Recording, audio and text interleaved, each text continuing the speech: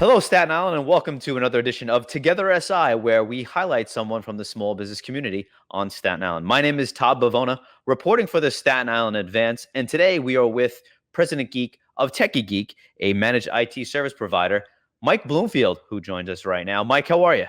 I'm good. How are you, Todd? Doing great, Mike. Mike, so you guys have been an integral part of the small business community in this transition from being physically in the office and continuity-wise, making sure everyone can work from home. Talk to us a little bit what that's been like. So luckily, we've been planning for business continuity, Todd, for years. So we've been in business 7 years and with a focus on network security, data protection, business continuity. So we've been screaming from the rooftops for years now to plan for disasters. To be honest with you, I never planned it was going to be for a pandemic, but luckily the processes are in place that make it very easy to transition for a pandemic. So our employees were our clients were very easy to switch over and hit contingency plans, get to a distributed workforce, and most importantly, switch to a distributed workforce while remaining secure.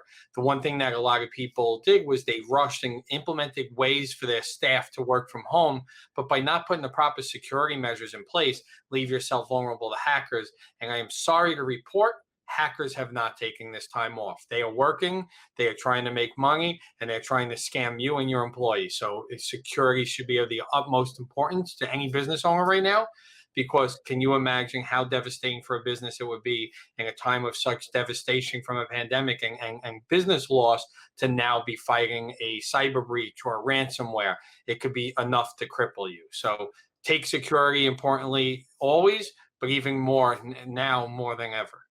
Speaking of security, not only are businesses going to the digital platform of communication, but also personally, a lot of families are staying in touch, families and friends and whatnot, and they're using such things as Zoom or Microsoft Meeting. Could you talk about some of the issues that have come to light with these different outlets? And could you give us a top three tips of kind of how to safeguard yourself from possible attack or hackers or things like that, Mike? Sure. So Zoom has come in the light recently of potential security flaws. Look, in terms of technology, there's always going to be find holes.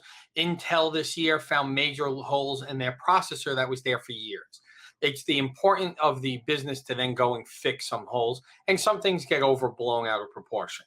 Did Zoom have some security related issues? Absolutely, and they've already addressed a number of them. But a lot of the issues being reported, such as Zoom bombing, where schools were having kids and other unattended guests joining, and profanity and such, isn't actually a hack. These were kind of, by not following the proper principles of security on Zoom, and publicly sharing links, allowed for individuals you don't want to come in joining their meeting. So some of it was real and they fixed. Some of it was, just not following the process of proper security. So if I was to give you my three tips, Zoom security, first off, do not share that meeting ID online, and make sure you don't use a personal meeting ID. Let it use a generated random ID for every meeting you schedule. Make sure that you use meeting passwords and only share that with individuals who you want to use in your meeting. And then use a waiting room. So with a waiting room, and you could be notified, you'll get a tonal play when a guest joins into your meeting, and you have the ability to allow them into the meeting or to not allow them into the meeting.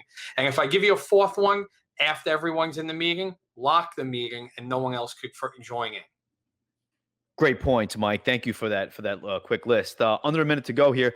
Real quick, any other positives that we can take away or that you've been able to take away or positive feedback from your clients that maybe get them ready for something else like this to happen or enable the businesses to keep doing business in a situation like this? So look, right now we're in quarantine, and there are a number of businesses that are closed or unable to function properly because they're not essential. They don't have the ability to work remotely. Don't use this time to take it down and lay and not work. Use this time to work on your business. So if you could put together marketing plans, if you could focus on your social media, use Facebook Live as a way to get out there in front of your potential clients and your existing clients and maybe new clients. You don't have to be salesy and try to sell them, but do it in a way that they remember you. Work on your business now. This way, when we're on the other side of this, which we will be very quickly, hopefully, when we get through this, you'll be stronger than ever and you'll hit the ground running. That's the important thing. You don't want to hit the ground and be playing catch up. Be ahead now, do Right. everything you can that you have the ability to, and hit the ground running. Great point. So use this opportunity to get ready for when things are greenlit again. Everyone's going and kind of cross the T's, dot the I's of the finer aspects of your business. Mike, thanks so much for the time. And if I just have one last thing, Sure. please join us on Breakfast with Bloomy at 10 a.m., Midday with Moss at 3, and Gotham After Dark at 10 p.m. on Facebook. Excellent, Mike. Really appreciate it. That's a great promotion for some Facebook live feeds going on out there. All right, Mike. Thanks for the time, man. And that'll about do it for this episode of Together SI. My name is Todd BIVONA, reporting for the Staten Island event. We'll see you next time.